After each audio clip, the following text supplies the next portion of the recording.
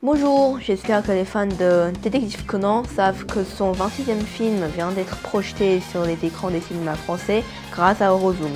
Le film a fait un succès immédiat au Japon avec 13,5 milliards de yens au début du mois d'août et a tendance à dépasser Slam Dunk, 14,8 milliards de yens. Je suis très content de celui-ci parce que ça fait depuis 1996 que les Conan High fans attendent ce moment. L'intrigue était très saisissante, le rythme est parfois ralenti, mais dans l'ensemble c'était très bien. Les scènes émotionnelles sont très bien gérées et la musique était magnifique. Je vais parler de ces deux thèmes plus tard. Donc c'était mes impressions du film. Alors, beaucoup de critiques disent qu'il y a trop de dialogues ou de personnages secondaires. Mais c'est en fait la réalité depuis le début de ce polar. Si vous allez voir les tomes ou les tout premiers films, il n'y a que des pages et des pages de raisonnement. Rarement des actions, parfois juste à la fin pour poursuivre les criminels. Des chefs-d'œuvre, le fantôme de Baker Street ou le meurtre de la Claire de Lune sont ainsi créés. Ça, c'était Détective Conan. Et maintenant, l'objectif c'est plus d'action et la qualité tombe à la verticale. Mais ça vend mieux. Moi, en étant son fan, j'étais désespéré. Et enfin, sauvé par le 26. De mon point de vue, j'ai pas eu de problème avec les personnages secondaires parce qu'à chaque fois c'est comme ça et j'ai eu l'habitude et donc on ne sent même pas leur existence. Soit ils ne parlent pas beaucoup, soit ils sont pas importants dans l'intrigue. Les FBI et les tiers des hommes en noir par exemple. Mais il y a toujours des petites choses qui se cachent un peu partout, donc il faut rester attentif pour prélever chaque indice, comme Conan. Dans 3 vidéos, je vais analyser l'amour inédit entre Conan Edogawa et Ai Haibara, ainsi que quelques points culminants de l'intrigue et les surprises laissées par Gosho Aoyama. Attention spoiler, donc je vous encourage d'aller voir le film en premier et revenez si vous n'avez pas compris. On commence.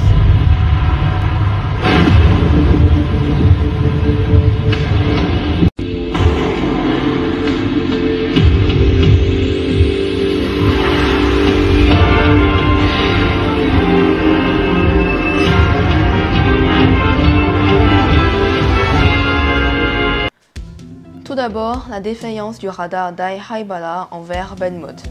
Je m'explique. Quand Ai ressent la présence d'un membre des Hommes Noirs, elle panique et elle a surtout très peur. Au tout début du film, Ai a pris le dernier billet du broche limité de Fusae, sa marque préférée. Le billet est comme un numéro pour les éditions limitées par exemple. Si t'as pas le numéro, tu ne peux pas acheter le produit. À ce moment-là, Belmont, déguisée en vieille femme, apparaît derrière Ai et dit qu'elle a pris un très long trajet et dommage qu'elle ne l'a pas eu. Puis retourne ses talons. Quand Ai a entendu ça, elle a rattrapé et donne le billet à Belmont. Ça c'est très étonnant, car dans la série télévisée épisode 250, Belmont, déguisé en Dr. Harade, a effrayé Ai en la rendant totalement autiste. Dans le film, on peut voir que le radar d'Ai a complètement défailli. Ça veut dire que pour Ai, Belmont n'est plus en danger. Le pourquoi sera dans la 3e vidéo. Le character voice de Belmont déguisé en vieille femme est la même que celui de la vieille femme qui a dit ce que Ai pensait dans le 19e film. Dans le 19e film, elle a dit « 信頼されてるのね。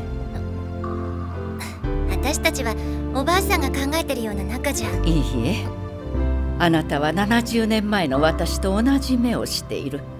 それはまるでひまわりの花言葉。私はあなただけを見つめる。でもね、見つめているだけではいつかきっと後悔する。私のようにね。」 Cette voix a déjà 87 ans. À mon avis, c'est une idée que l'équipe a eue pendant la production. C'est peut-être aussi une coïncidence, ou prévu, parce que n'importe quelle vieille voix fonctionne sans problème. Et le prochain, c'est Superman Lunettes version 2.0.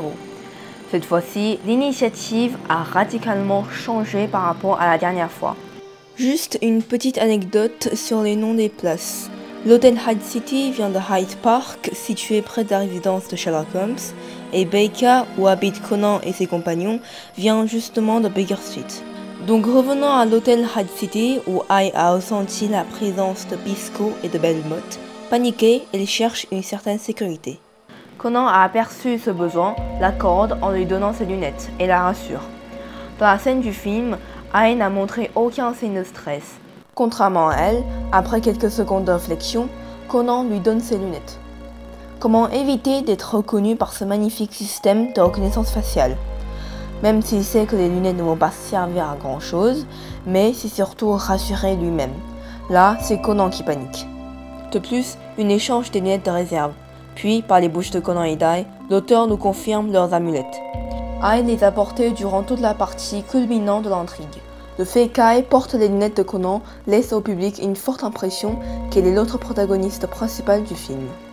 En parlant d'amulettes, je vais justement faire un point sur le love comedy de Gosho Aoyama en prenant exemple la menotte de Sato et de Tagaki ainsi que le morceau de menotte de Kazura et Heiji. Si on base sur l'angle de qui a donné à qui, on découvre que ceux qui ont une activité mentale assez intense n'arrivent jamais à faire un pas, mais font devant la voie de l'autre. Et le mental de ceux qui ont réussi sont plus francs. Ici, Gosho Aoyama nous décrit une balance entre la pensée et l'action pour créer l'effet du love comedy à sa sauce. Par exemple, avec Heiji et Kazura, Heiji comble son cerveau à ras-bord de suppositions. Tagaki et Sato, Tagaki toujours en mode amour quand Sato est à côté de lui. Finalement, Kazura offre l'amulette à Heiji et Sato donne ses menottes à Tagaki. Ensuite, on découvre que cette balance marche accidentellement aussi chez Conan et Ai. Avant la confrontation de la nuit de la pleine lune, qu'il s'agisse de la devise des 7 roses ou du fait que Yukiko ait parlé de l'amour d'Ai, son affection envers Conan est assez évidente. De plus, l'auteur lui a donné une description mentale abondante. Aucun des autres personnages en ont eu autant. Les lignes célèbres ainsi que ces genres de phrases viennent de ces descriptions. Contrairement à elle, très peu de mental de Conan. Même lorsqu'il a reçu la suggestion de sa mère, toujours pas. Sa seule réaction c'est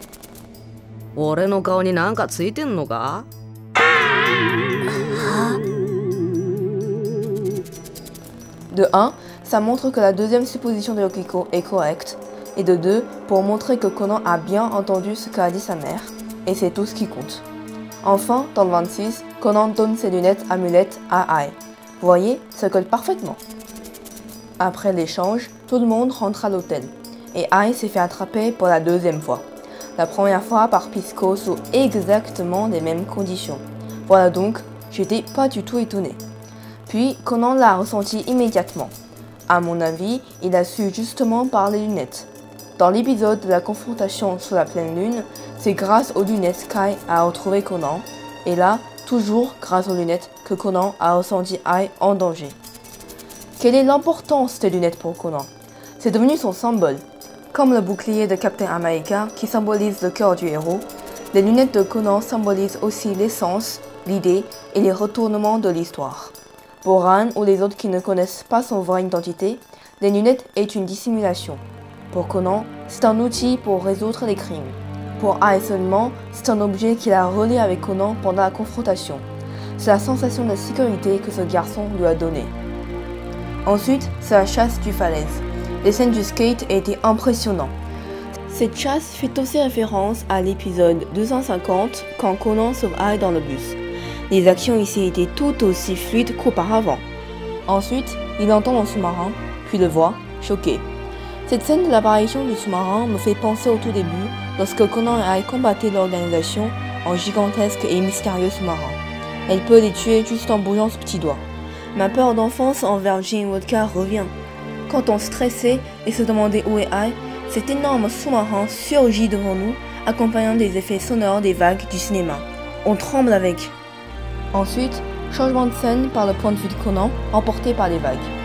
On le voit avec Professeur Agasa au bord de la mer. Différent du trailer, Conan a à ce moment-là la veste d'Ai dans la main. Cette veste nous dit une chose. Conan a au moins replongé une ou plusieurs fois avant l'arrivée du professeur. Puis exhale une haleine semblable à ce que l'on a en hiver. Pourquoi cette description? Elle met en évidence la température très élevée de son corps après ses activités sportives, skate, plongée. Bien que je frissonne, même si je ne te reverrai plus, mon envie de combattre et ma conscience resté immuable. Il tire des leçons de ses échecs, y compris du fait qu'il était un personnage téméraire et brusque. Plus tard, après les incidents d'Aibara, ses plans sont devenus de plus en plus sophistiqués et se donnent de plus en plus de réflexion. C'est un Sonny Boy frustré mais qui ne se laisse jamais abattre. C'est peut-être aussi pourquoi Aoyama interdit à Conan de pleurer. Sa première réaction après le kidnapping d'Ai n'est ni la consternation, ni la panique, mais comme un guerrier, la veste d'Ai dans la main, et dit fermement à un professeur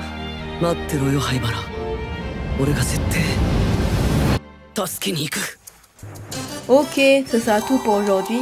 Merci pour votre attention. La prochaine fois, je combinerai le film avec son roman pour vous expliquer la scène des appels du toit. À bientôt!